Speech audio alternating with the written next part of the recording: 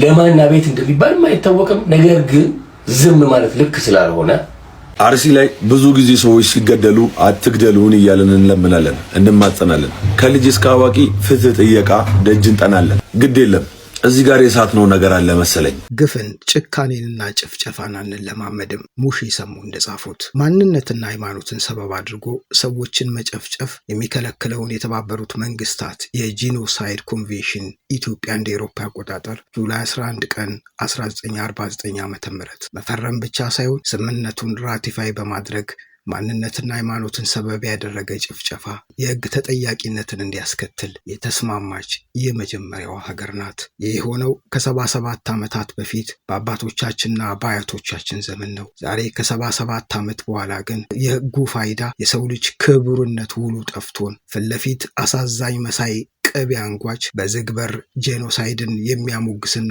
የሚያቆለጳጰስ ዜጎችን እንዳሸን ያፈራች አሳፋሪና ዘግናኝ ሀገር መገለጫ ሆናለች። የጸጥታ ተቋማት ዜጎችን ከጄኖሳይደሮች መከላከል፣ ህግን ማስከበር ማክበር የተሳናቸው መሆኑ ሳይንስ፣ የመንግስት ሚዲያዎች የሚመለከታቸው የሰብአዊ መብት ተቋማት የተጨፈጨፉ ንጹሃን ዜጎችን ሞት ለመዘከርና ለመዘገብ የሚጸየፉ የሚተናነቃቸው ሆነዋል። ኢትዮጵያ ዓለም አቀፍ ስምምነቱ ግዴታ የሚጥልባቸው በተለይም ሃይማኖትና ማንነትን መሰረት አድርጎ ጄኖሳይድ የሚፈጽሙ ላይ ተጠያቂነትን የሚያስከትለውን ስምምነት በ1949 ራቲፋይ ስታደርግ ህጉን ልታስከብር ጥፋተኞችን ልትቀጣ ተስማምታለች። በ1950ዎቹ ይህንኑ ስምምነት በቀጥታ ወደ ህጎቿ በማዋሃድ ወንጀሉንና ተጠያቂነቱን በ1957 ዓ.ም የወንጀለኛ መቅጫ ህጎቿ ውስጥ አካታለች። መንግስት መፍትሄ ሊሰጥ ካልቻለ ግፍን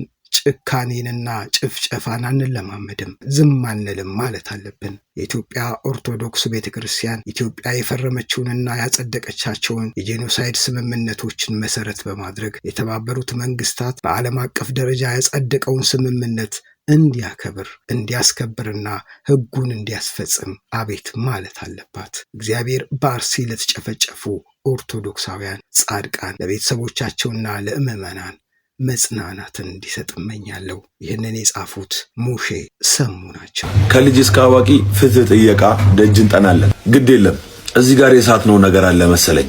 ፈጣሪ ይቅርታን ይወዳል ማለት የማንም ጥጋበኛ ሲበድላችሁ እግሩ ላይ ስትደፉ ዋሉ ማለት አይደለም። ይቅርታችን እንደ ፍራቻ የሚታይ ከሆነ በደላችን ከበዛ እንደ ሙሴ በትራችንን ባርኮ ብዙዎችን ይፈጃል። ነገሩ ከከፋ ከመካሰስ በትሩን ማስባረክ ይቀላል መሰለኝ። እነሱ ያላቆሙት እኛ መጀመር ማንችል መስሏቸው እንዳይሆን። መቼ ነው የሚያበቃው? የወገን ሞት መቼ ነው የሚያበቃው? መርጧል ቃሽ ትባላለህ ስትናገር። አትግደሉን ነው ሌላ አይደለም። እንዴ አትግደሉንም አትበል የሚባልበት ሀገር ላይ ነው ያለው። ልክ አይደለም። አሁንም እንላለን አትግደሉ